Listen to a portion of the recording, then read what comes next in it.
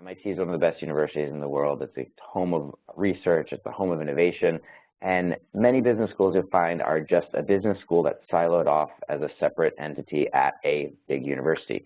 Well, here at MIT Sloan, we're in the heart of MIT's campus, and there's lots of collaboration across the entire institute.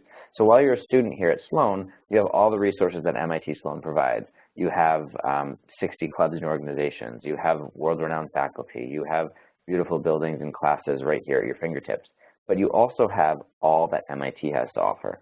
So there's lots of clubs and organizations at MIT that many Sloan students take advantage of. So the Energy Club and the Energy Conference, which is one of the largest in the country that's put on every year. There's leadership from Sloan that are on MIT Central's Energy Club and helping put on that conference. The Sports Analytics Conference, the Sustainability Summit. Lots of things happening across the institute, bringing students together in terms of clubs. On top of that, there's the different centers on campus. So you see a picture here of the Martin Trust Center for Entrepreneurship, and that's a center that goes hand in hand with business and business school, obviously, but it is at the heart of our campus. So it's bringing people from the engineering school, from the urban planning school, from the real estate, to one place to come together to work with the business school students to, solve problems, come up with ideas, form teams, to create companies. So that is just a natural way for people to come together from the different parts of the campus and work together. The Media Lab is another example. So that's only a couple blocks from Sloan in the heart of MIT's campus. And I don't know if you're familiar with the Media Lab, but it's a crazy cool place full of innovation where you have the opportunity to, as a Sloan student, to research and take classes and work with people that are doing some amazing things, everything from robotics to, there's a Lego land in there, to developing cars, stackable cars for sustainable cities. There's a prosthetic limbs center in there. There's so much going on there and so many cool pieces of innovation, and it's a great opportunity for you to get to know and network with people from all over the institute. So beside those clubs, organizations, and the centers, there's also, as a student, you're able to take up to 3 classes outside of Sloan. So there are a lot of classes that are cross-listed, meaning that, there might be a product design and development class that's an entrepreneurship class that would be listed with engineering as well as with the Sloan School. So there's a lot of classes that cross the boundaries of many different schools, real estate and Sloan, engineering and Sloan, urban planning and Sloan. But on top of that, if there's any pure classes from outside of Sloan that you want to take that have nothing to do with it, you can take up to 3 during your time at MIT. You can do that in any of the graduate schools at MIT or any of the graduate schools at Harvard. So again, a great way to expand your network and collaborate across the greater network.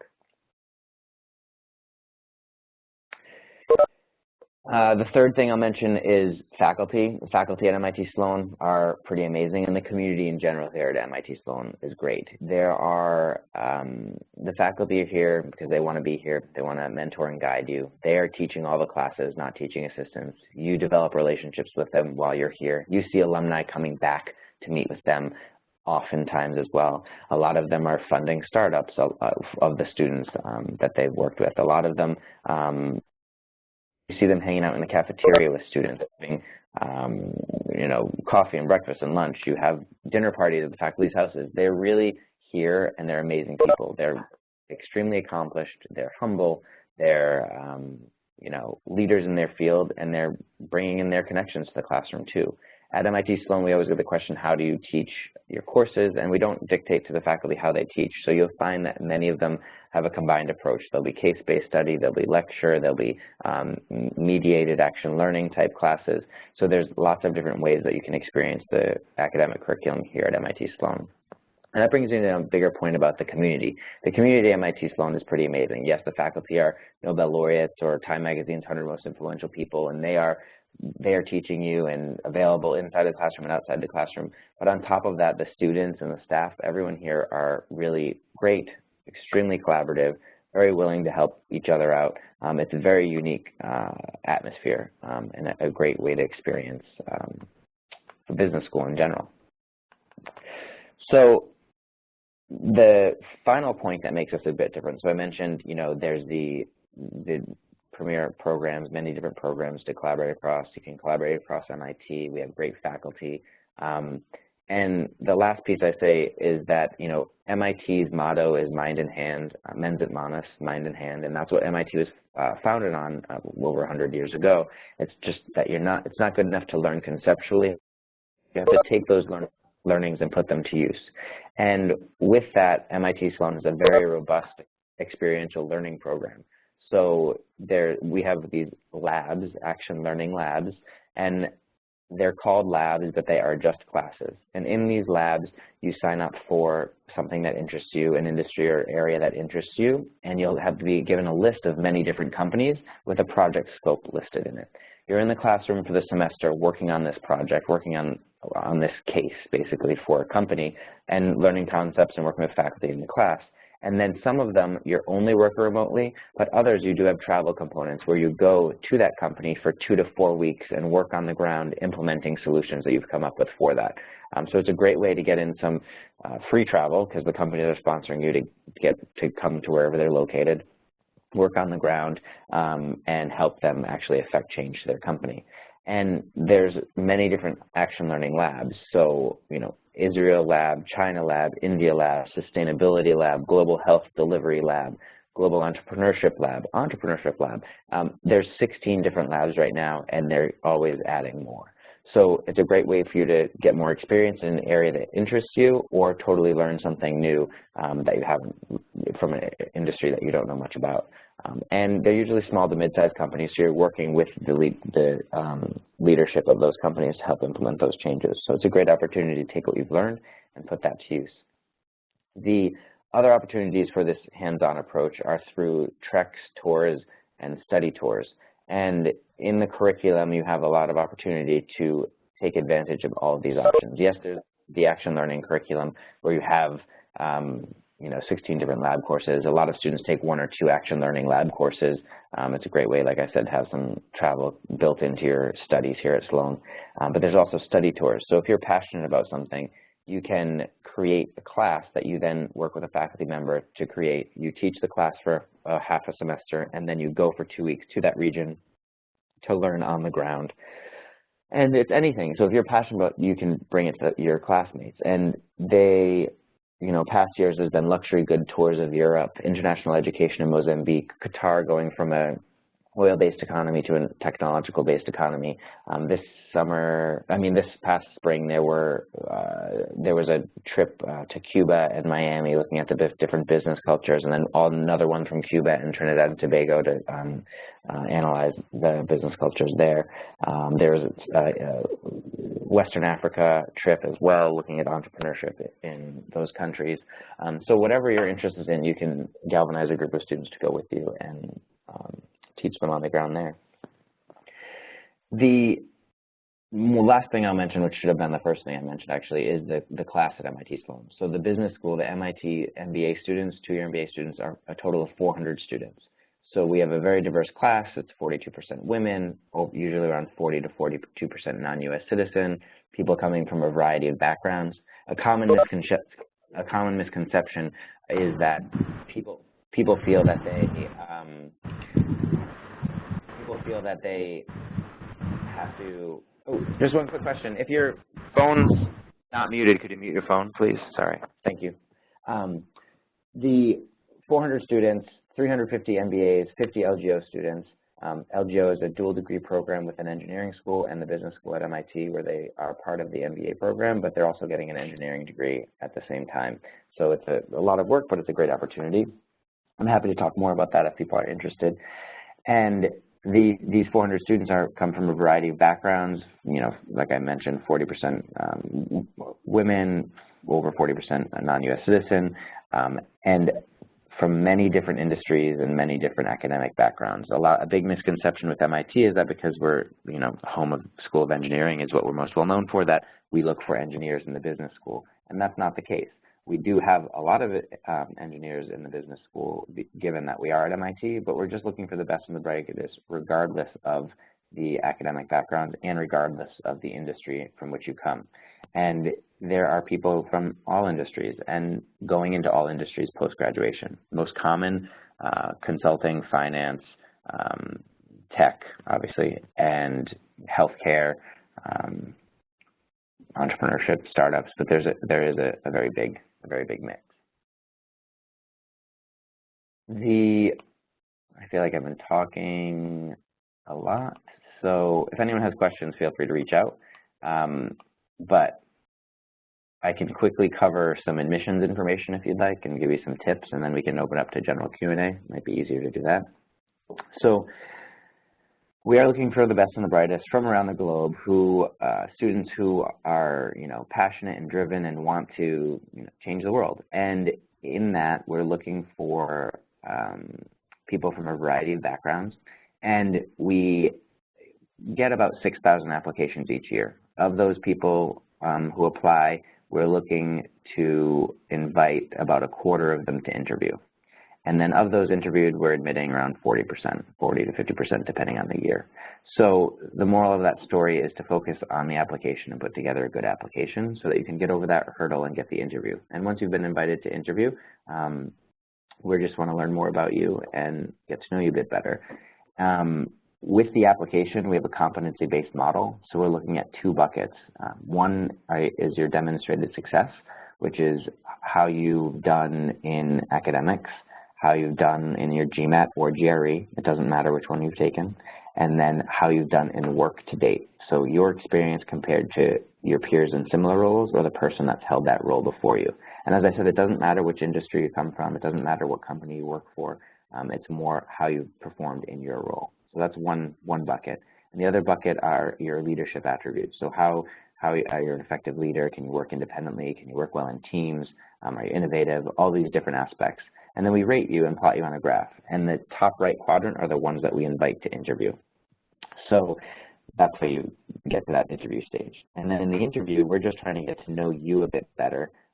And the areas where you may have fallen a little flat in the application read, we'll probe on that area to learn more about you. So if you're strong in leadership, we might want to learn more about your teamwork abilities. And there's no standard set of questions, there's no standard interview, it's all different, it's all based on on you as an applicant and where we want to help you bolster your application. The application is made up of a very standard application. So one essay question. Hello? Do you have a question? Okay. So application, one essay question, 2 recommendations. They should be professional recommendations. Like I said, your Gmat or GRE scores, the just general biographical information, a 1-page resume, stick to a 1-page resume. And then there is an optional question, and it's just that, it's optional. You can use it if you want, but you don't have to. It's a lost opportunity if you don't use it. We always get the question, how can I differentiate myself? And this optional question will let you do just that. We want to know who you are, what makes you tick. The application is pretty short and it's very business focused, and that's fine. If you want to expand more about your professional successes, that's great. But if you want to expand upon your personal successes and that optional, you're able to do that there. Tell us anything you want and what makes you tick and what you love. That's what we're looking for. And you can write an essay, you can do a PowerPoint, or you can make a video, whatever you'd like to do. It's just for us to get to know you a bit better. And most times I'd say that it never hurts an applicant. It usually just could be, fine, another piece of information, or it could be something where I see an application and that optional question, I'm like, oh, that's really interesting, that's awesome, I need to meet this person, and, push them over to an interview. So, you're at the right start, learning more about schools, check out our websites, join in info sessions. We will potentially be in India again this end of September. If we go, we'd go with the MBA tour. We were there the past few falls, but we will know more in the coming weeks. If you are able to come to the U.S., I know it's a far journey, feel free to visit. During the academic year, we have opportunities for you to sit on class with current students, to have an info session, to have lunch with current students, and you can sign up on our website to do that. That happens year-round. We do travel all over the world throughout the summer, so if you are traveling, you can check out our travel calendar to see where we'll be. You can meet alumni that way. And then, just if you have questions, reach out. MBA admissions at sloan.mit.edu is the main email address. It's mbaadmissions@sloan.mit.edu. And that's that. I'll leave it there. We have 3 rounds in which to apply. You can apply in September. Round 1 is in September. We haven't set the dates yet. They'll be available by the end of June, as well as an essay question. So round 1, end of September. Round 2 is in January. Round 3 is in April. You should not apply in round 3. You should apply in round 1 or round 2. The other question we always get is it better to apply in round 1 or round 2? The difference between applying in round 1 and round 2 historically has been very equally split between round 1 and round 2 in terms of number of applications. Past few years, we've seen a spike in round 2 applications and a little bit less in round 1. And we try and divide the class equally between the majority of the classes coming between round 1 and round 2. And if you can get your application in for round 1, you should. Round 1, the benefit is that you get a longer shelf life. So if your application is reviewed in round 1 and you're invited to interview, great. If you are waitlisted, then you're put on a wait list and you're reviewed again in round 2 with round 2 applications. So your application is being reviewed more than once. Also, during round 1, we don't have any maximum cap for the class. If we want to go a little bit over what we're projecting, we can do that because we don't have to worry about over enrolling. Round 2 is not the same because we're getting closer to that bit of where we need to be in terms of filling the class. So, what kind of questions do you guys have? Happy to answer anything. Don't be shy. You can either, I think, use the chat function, or you can also unmute your phone if you'd like. So one question, does MIT Sloan offer an option for deferred MBA? So we don't have an official deferred MBA, but if people decide to apply to MIT Sloan and then if they're admitted, they decide that it's not the right time for them to come because there is something with their family or something happens at work. If there's a reason that you have, your boss doesn't want you to leave, then you can request a deferral, and 99% of our deferrals are granted. So it's not an official it's not an official deferral. It's a guaranteed readmission. So you have to reapply the following year, but you just apply in the first year. You don't have to provide any more information than just demographic information, and then you're automatically admitted. So if you're admitted and you request a deferral, it likely will be granted, and then you just submit an application, and that's it in the following year, and you'll be good to go. So other questions. Whoa. Okay, so there's a question.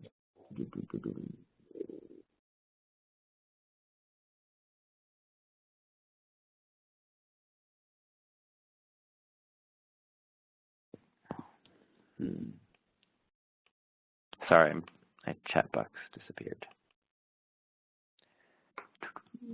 So the next question is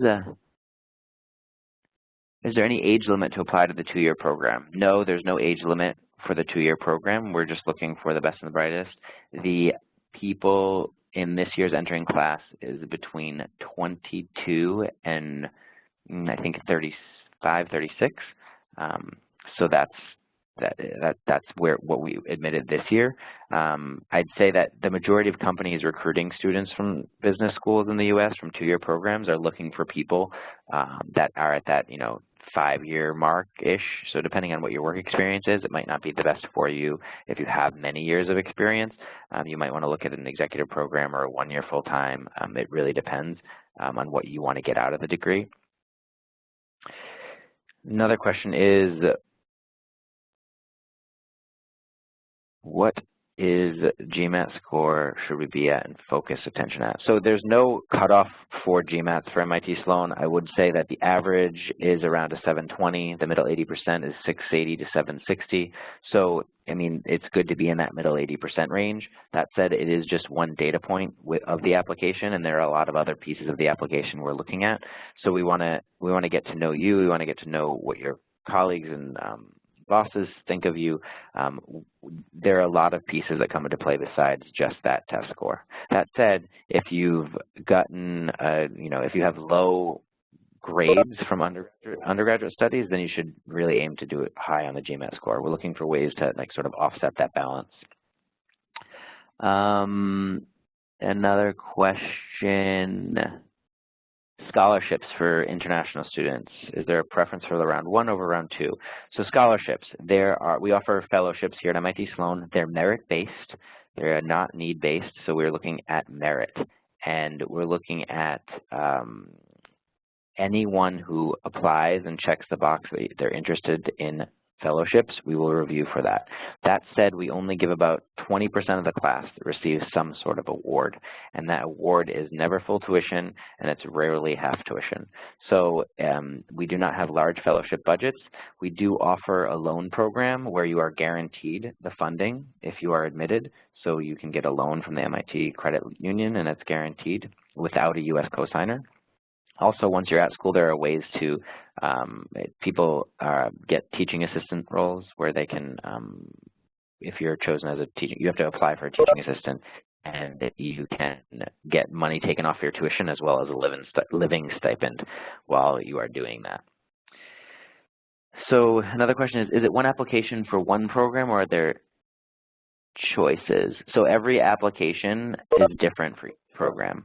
So you have a separate application for Master of Finance, Master of Business Analytics, Master of Sloan Fellows, EMBA, and MBA. They're all separate applications. Question around the average GPA. Don't worry about average GPAs. There's not really a great, there's not one specific answer to that. It's more of the application as a whole. So there's not, it's very different in the States and in business school admissions. There's not just, you could have a perfect GPA and a perfect Gmat score and still not be admitted because you have weaker recommendations and weaker, work experience. So I wouldn't focus on that too much.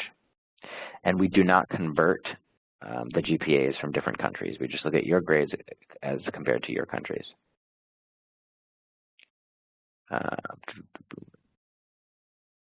So another question is,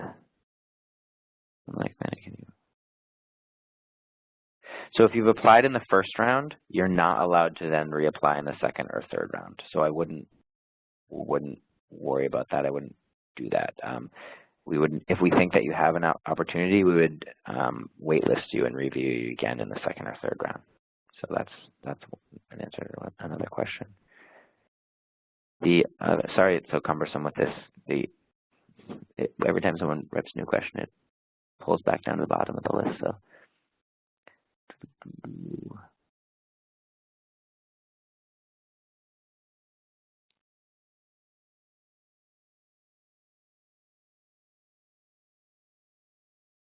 So what is the minimum work experience? I'll be finished my undergraduate in 2017 and wish to apply for a deferred MBA. Is that acceptable?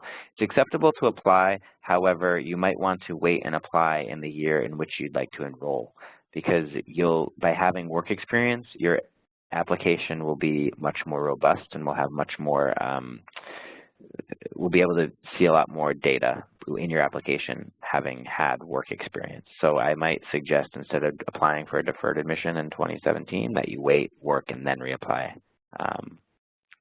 after.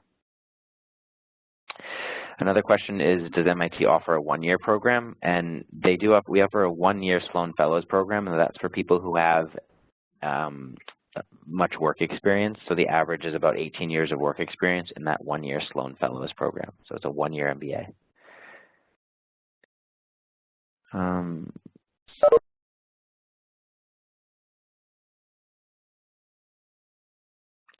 So the next question is, till when does work experience count? Is it until the time you submit your application? The averages that I give of average of 5 years is at the time of starting school. So it would go through the time of starting school. That said, we admitted someone last year who had 0 years of work experience. I wouldn't just focus on worrying about that. There's a lot of people that do consulting and banking that do 2 or 3 years and then come to Sloan. There's a lot of people that have non-traditional backgrounds in healthcare or engineering and work 6 or 7 years and then apply to business school. So don't just focus on that specific average. There's a lot of people from the whole range. So another question regarding family business. How does MIT evaluate people that work for family businesses? There's not, we look at you the same way we look at everyone else. We suggest that you don't get a recommendation from your parent, and you should get a recommendation from a someone that you have worked with, whether it's at the family business or whether it's a client that could maybe write a recommendation on your behalf. But there are a lot of people that have family businesses that do come through the program, so it does not hurt you coming from a family business.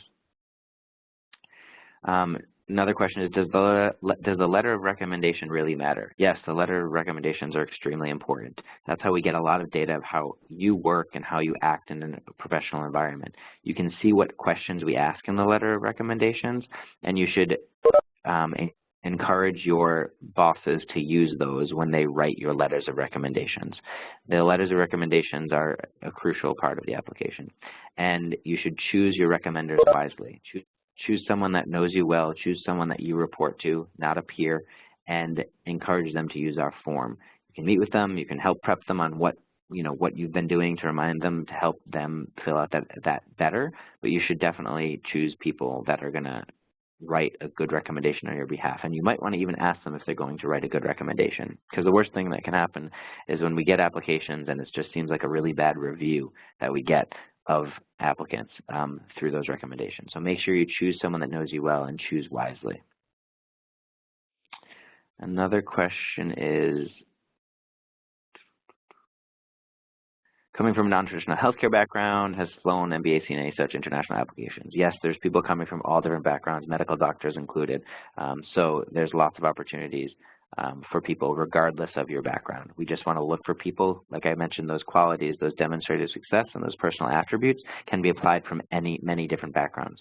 We're looking at your past as a predictor of your future success. So we're focusing on the past 3 years, the recent past, to get a sense of how you will perform in the future. If you've done well in the past, we believe that you'll do well in the future. So we just want to make sure that you give us enough data to see that. Does MIT prefer diversity in education? We look for people from all different backgrounds, so everyone is different, and there are people that have studied one thing and worked somewhere else, or studied many different backgrounds, people from anthropology backgrounds to math backgrounds to science to, there's so many people coming from different backgrounds that we're just looking for whatever it is that you want to do, whatever it is that you've done that have been your passions, that's what's right, that's what's good. So it doesn't matter what background you have, it's just whatever it is that you want to do. And yes, we want a diverse class. We want people from many different backgrounds. We don't want to have everyone from the same background in the classroom. How many letters of recommendations are required, and is a must to get a recommendation from a professor who taught us? For the 2-year MBA program, we require 2 letters of recommendations, and we prefer that they are both professional. We do not suggest a professor. Unless you're currently in school, then you should have 1 professor and 1 professional. But the majority of people will be working, and we prefer 2 professional recommendations. Question, can you submit the GRE in place of the Gmat? Yes, you can take either the GRE or the Gmat. It does not matter which one you take. The GRE is totally fine. And there's no averages for that because there's much fewer people that submit the GRE, but I'd say just keep it in the higher percentages if you do submit the GRE. So another question, if we're unable to get a letter of recommendations in time for the application, how much does that affect the application? That affects the application immensely. If you don't have a letter of recommendation, your application is not complete, so it will be unlikely that you'd be invited to an interview. So what's the scope for a college graduate with no work experience? There are college graduates who do not have any work experience would probably not fare well in the process. We're looking for people who have demonstrated success, demonstrated work experience, demonstrated success, whether it's in college and then you're applying right away, but or college and then have some work. We want to see that you have had some experiences that can translate and that will know that you'll be successful. So you should probably get some work experience before applying. So how does work experience in one's family business affect job prospects post-MBA? That's totally up to you as the applicant, as the person. So your job experience in your family business, it varies. What have you done in that family business? What industry is that family business in? And how does it translate to what you might want to do in the future? It's very variable, but there are plenty of people here that have come from family businesses that then go work in a similar industry or a totally different industry, and then years later go back to their family businesses. It totally varies, but there's lots of companies that are happy with people from family businesses. If there's a gap of 1 to 2 years in academics, do we need to justify that? If there's a gap in your resume in academics or in work experience, you should probably just address that in the optional question with a very short statement letting us know what happened and what you were doing. And then you can still use that optional question as a normal optional question. But yes, if you do have a gap, it's better to address it than to leave us wondering what it was. So one person asked, they have 2 years of work experience. Do they need to address the extraordinary profile, have an extraordinary profile in order to compensate for the less number of years of work experience? No. The average is 5, but the average is just that. There are a lot of people that come with 2 to 3 years and a lot of people that come with around 7 years. If you take that average, it comes to 5. So don't be so focused on just don't be focused on the averages, the average years of work experience or the average GMAT. It's a holistic process. So we're looking at your work experience, we're looking at your grades, we're looking at your recommendations, and we're looking at the interview if you get it. So we're looking at every different piece, not just focusing on one. So in a question about how many applications we get and how many are admitted, we get about 6,000 applications a year, and we're admitting about, every given year ranges between 9 and 13% of people that apply. So about 6,000 applications each year. So the question about what fields do the Master of Business Analytics graduates go into? So this is the first year that we have the Masters of Business Analytics degree. It is the first incoming class, so no one's graduated yet. However, a lot of the consulting firms are already talking to us about hiring for their consulting businesses because they want people, just data analytics people on the back end working on that. So, but we'll see. In a year, we'll know more when we graduate our first class. Does MIT Sloan require 16 years of education before PG? So we require, there's no absolute cutoffs, and there's always opportunities, but a 3-year undergraduate degree is fine for MIT Sloan. So a 3-year degree is fine.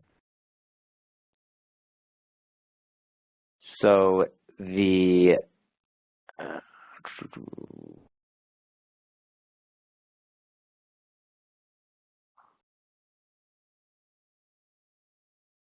so many questions.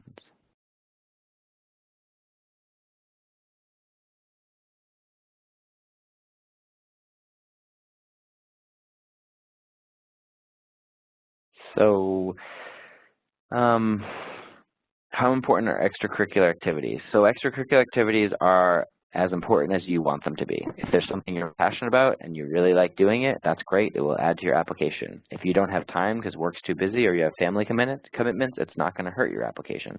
So the extracurricular piece is solely dependent on you as a person and what you have opportunities to do and or what your passions are. So it's totally up to you. We have people that are very involved in the community and very involved outside of work, and then we have other people who have very crazy jobs in investment banking where they don't have time to do anything outside of work. So it's very variable. So importance is variable. How much flexibility is there to choose classes outside of Sloan? Extreme flexibility. Whatever you want, you can take classes at any of the MIT graduate schools and any of the Harvard graduate schools. The MIT schools, you can also audit classes. So if you want to take more and just sit in and audit them, you're allowed to do that as well. So in terms of 2 questions, what is the average MIT package for alumni, and what is the career services like? So the career development office is great. Placement rate is one of the highest at the time of graduation. It's around 96, 97%.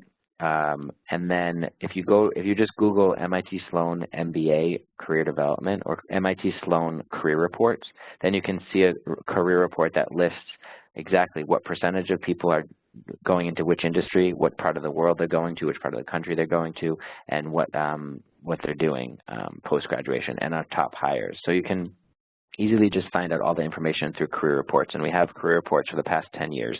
So you can see summer internships and full-time hires.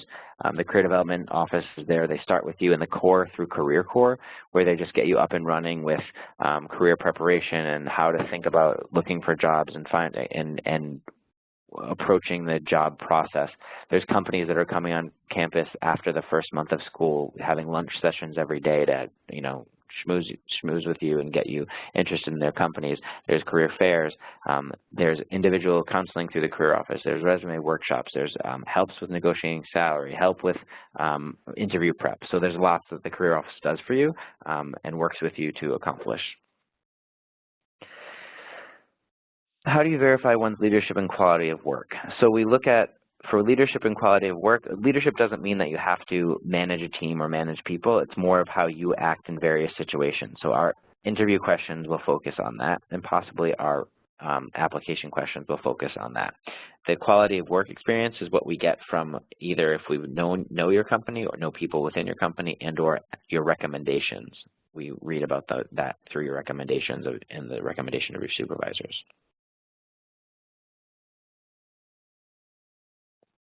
And ways to demonstrate leadership is how you've, come up with new project ideas, implemented new project ideas. There's more than being a leader than just actually like managing a team. So there's lots of ways to see the different leadership opportunities.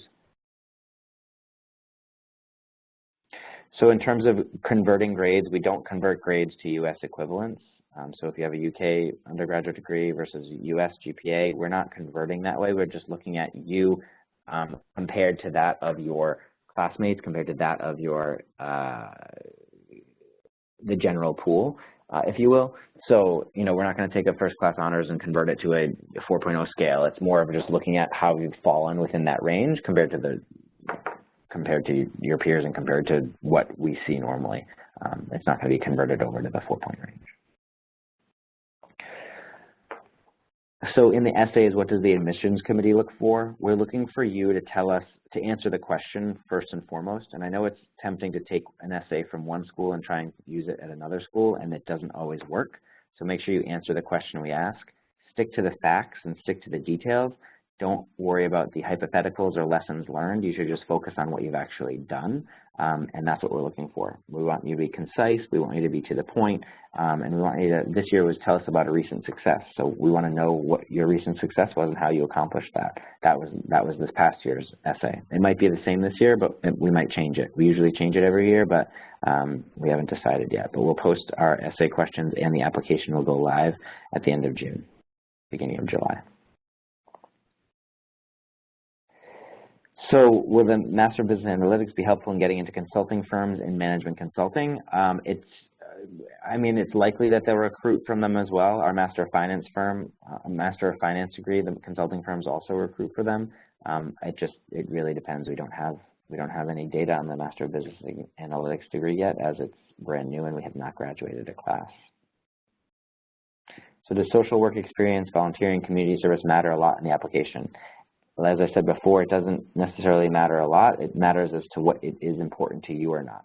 So there are people that do social work and volunteering, and there are people that don't do any. And some get in, and some don't. Some don't. So it's more of what you like and what you do. You shouldn't do anything for an application just because you think it will look good. It's more about what it is that you want, what you want to do. So how good is MIT to get into consumer goods industries? So there's a lot of people that are working for a lot of the big consumer goods companies post-graduation, and if you go to those career reports, you'll be able to see a huge list of companies that do recruit here. About 60% of the students are getting jobs through the on-campus recruiting, 60 to 70%, and the rest are through the alumni network, which is extremely strong. You can just reach out to the whole alumni network and get questions answered and get help, informational interviews. It's a really robust community of over 120,000 people that are located all over the world, so it's great. And you also have more than just the MIT Sloan community. You have the greater MIT community as well.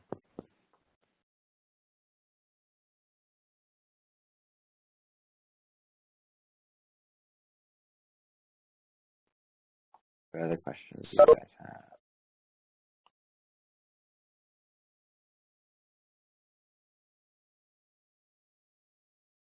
So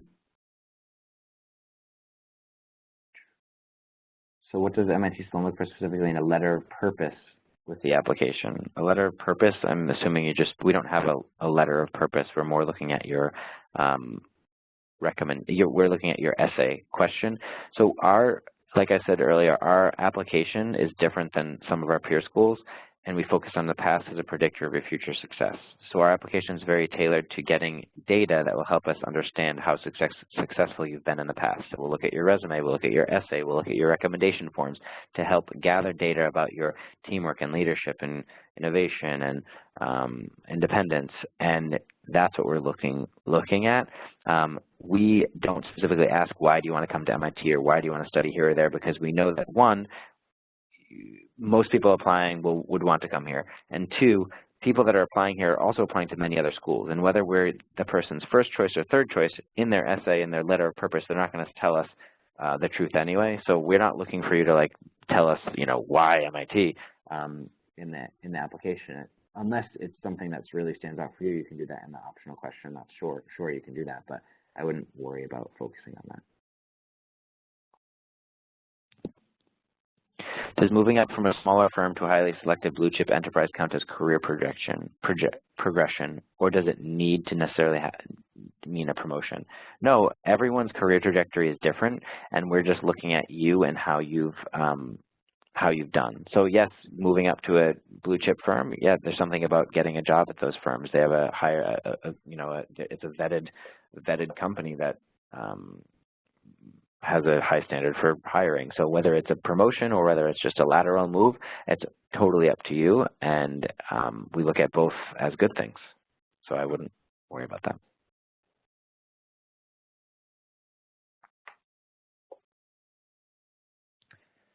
Question about, do we contact the person who wrote the letter of recommendation for more details?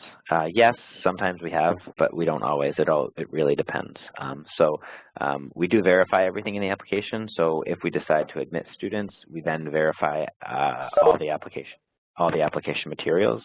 So the years of work experience, the companies, the recommendations, Gmat and GRE scores are all verified post.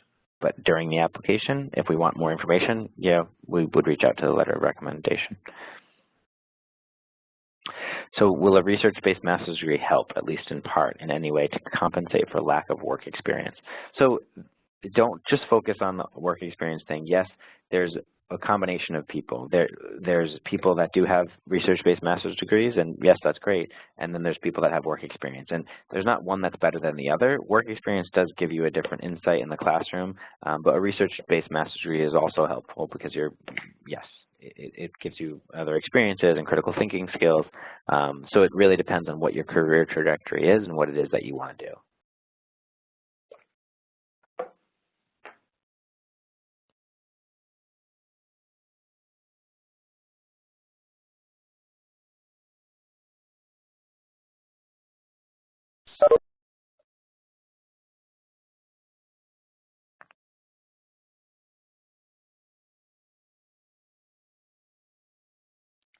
Any other questions I can help you guys with? Like I said, visiting schools is a great way to get to know the school a bit better. If you're not able to visit, try and talk to alumni and students from those schools.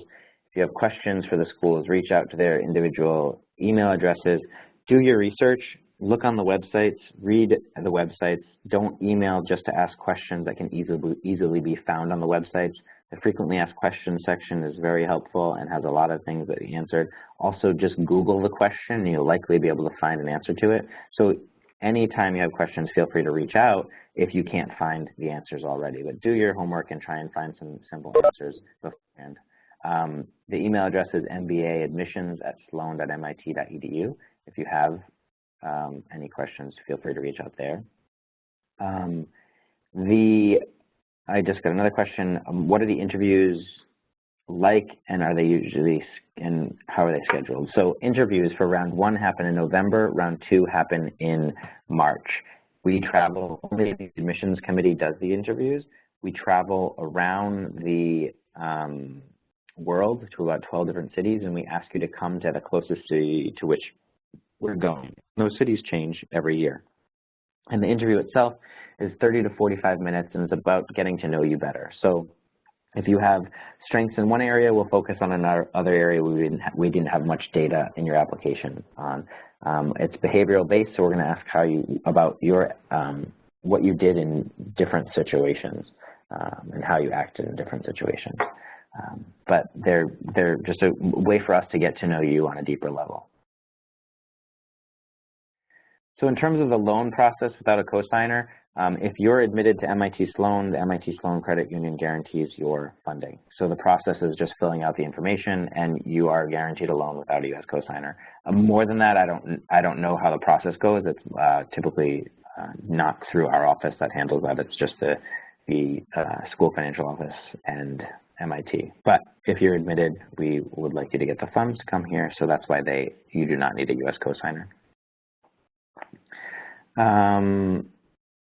So cities that we visit in India vary year over year, but Delhi, Mumbai, Bangalore, Kolkata we were in last year. I mean, it varies. All the cities are big, but we go to a lot of different cities. Usually 4 or 5 every year, every other year. So. Does applying for scholarship impact the application? No, it does not. It does not matter if you need money or not. So don't worry about that.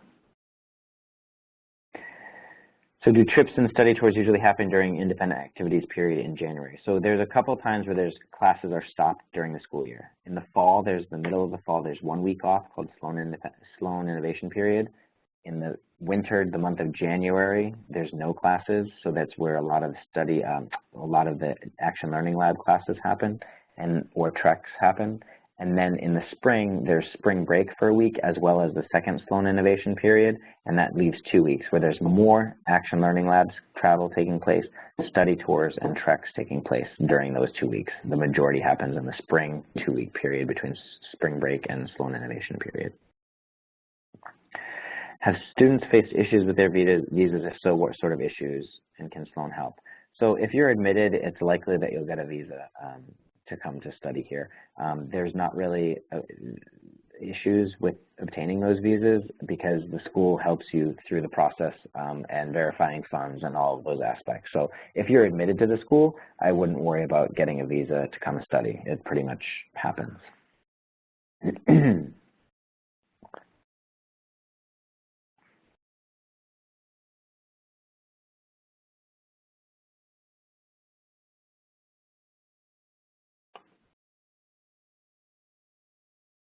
Any other questions?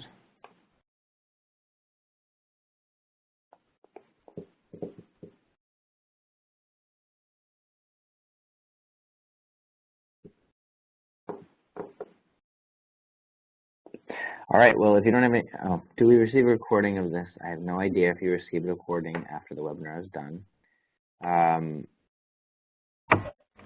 Yes, we have been recording this. Thank you. Does MIT entertain those having experience in fields other than management business who want to change their career completely?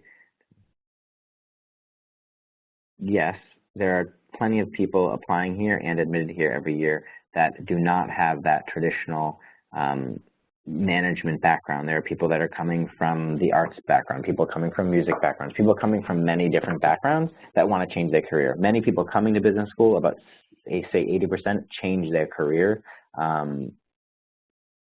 in one way or the other, and then there's a smaller subset that change their career completely from what they were doing before. So I wouldn't worry about that. Opportunities exist for sports on campus. Yes, there's lots of different opportunities in terms of sports. There's different club activities. There's football, there's sailing, there's basketball. There's lots of club sports and then intramural sports that compete against the other business schools in the area. So it really depends on what you want to do. But there's a huge athletic facility and 2 gyms on campus. So there's a lot right at your fingertips. So can we apply for teaching assistance profile with 1-year degree programs like Master of Finance, or is it applicable to students? So the teaching assistant positions are generally for people that have been here for more than 1 year, because you need to develop the relationships with the faculty and also have taken that course material in order to fully understand and vet those courses to be a teaching assistant.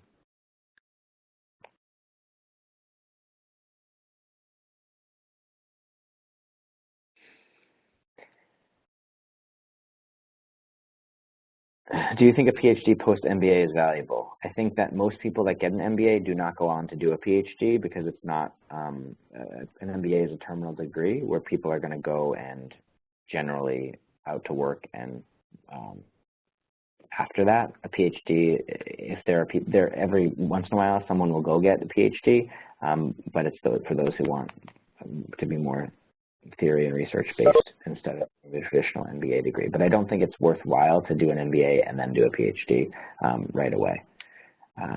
Tracks and certificates at MIT Sloan. So we have a very flexible curriculum. There's only 1 semester core and 3 semesters of whatever it is that you'd like to do.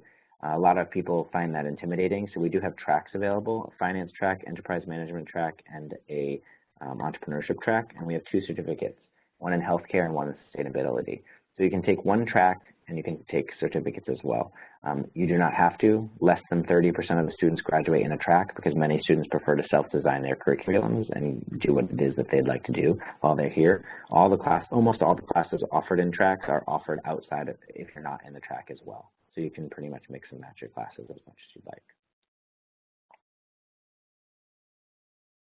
So what are the kind of jobs one could expect after an MBA in finance? Most of the students that are focusing in finance go into private equity, venture capital, and the big banks. You know, that's what most do. But if you look at those career reports, you'll see that as well.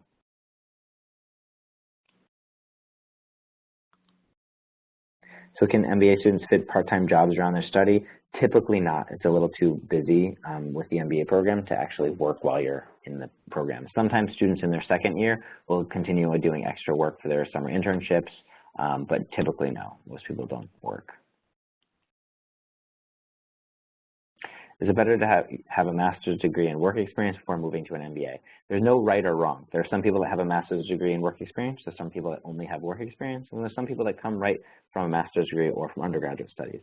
So there's no right or wrong or better. It's a holistic process, so we're looking at many different parts of the application rather than just one specific thing.